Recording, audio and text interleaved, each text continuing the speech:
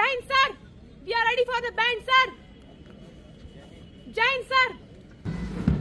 क्या बात है, बहुत खूबसूरत, वेल डन।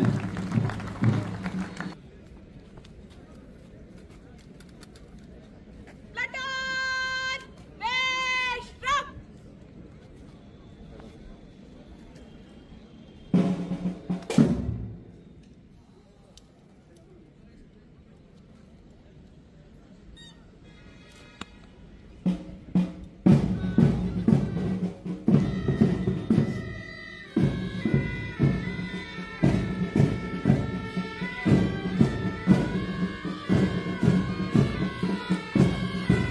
ये खूबसूरत सी बैंड परफॉर्मेंस जो आप तक पेश की जा रही है सैनिटोरियम पब्लिक खूबसूरत परफॉर्मेंस और बहुत अच्छे जो हैं अपने बैंड से हर एक मेहमान का जो है ये दिल खुश करते हैं। चारों तरफ से इनके लिए पुरजोर तालियां।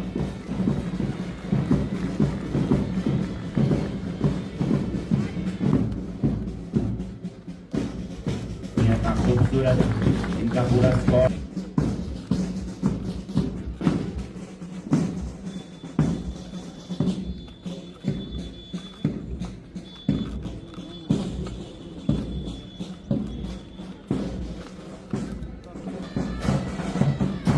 प्रोपेगेंडा, गलत सलत चीजें जो सोसाइटी में फैलाते हैं। आज की सुबह की बात है, कहां से कैसे शुरू होता है इस चीज को। अमरनाथ यात्रा को हम एक इवेंट पड़ा देख रहे हैं अभी होते हुए, कई सारे टूरिस्ट आएंगे, कई लोगों के कश्मीर में पेट पलते हैं उस यात्रा की वजह से, रोजगार मिलता है लोगों को, एक मेजर इवेंट है।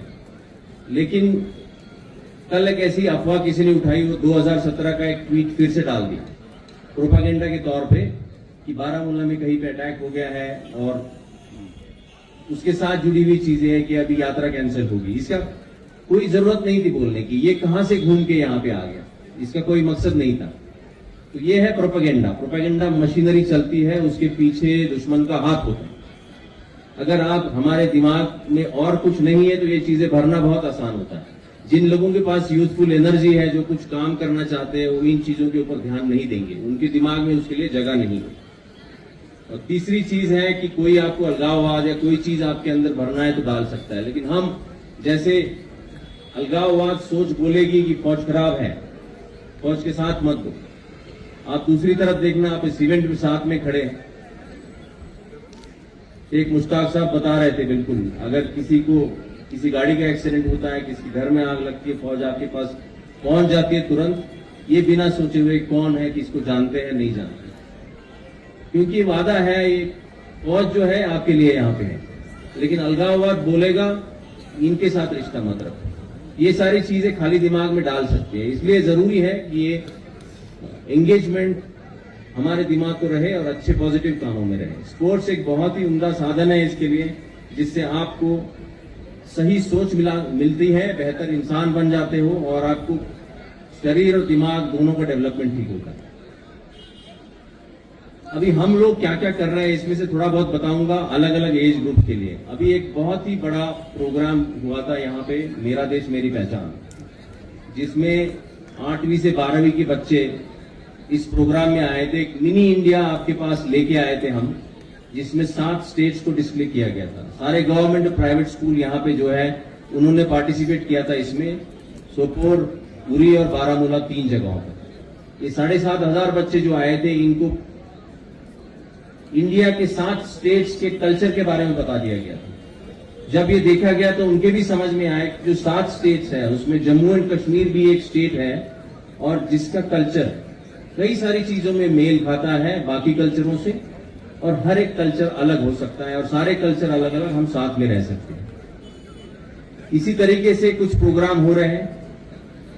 कल्चर के लिए कसूर रिवाज होता है, स्पोर्ट्स के लिए वर्मुल गिंडो है, नेशनल इंटीग्रेशन के कई सारे प्रोग्राम्स हैं, और इसके अलावा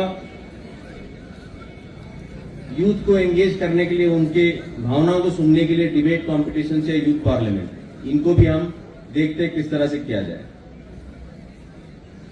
बारामूला के बारे में एक लास्ट सेंटेंस बताऊंगा और उसके बाद आगे चलूंगा। पिछले 3-4 महीने से हम एक सोच के बारे में हमेशा आगे लेके चलने की हमने ठान रखी है वो है तर्जुमाने अमन।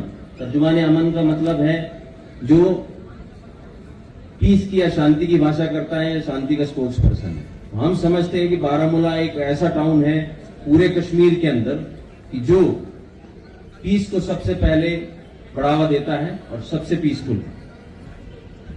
ये जगह है जो बाकी कश्मीर घाटी के लिए एक संदेश दे सकती है और वादी तर्जुमान बन सकती है।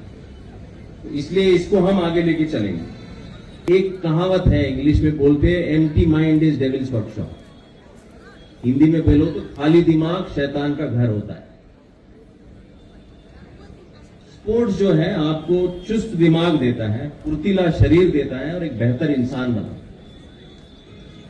इसके बनिस्बत अगर आप वो डेविल वर्कशॉप को काम करने देंगे तो डेविल का वर्कशॉप कहीं और से भी चल सकता है, सरहद पार से भी चल सकता है।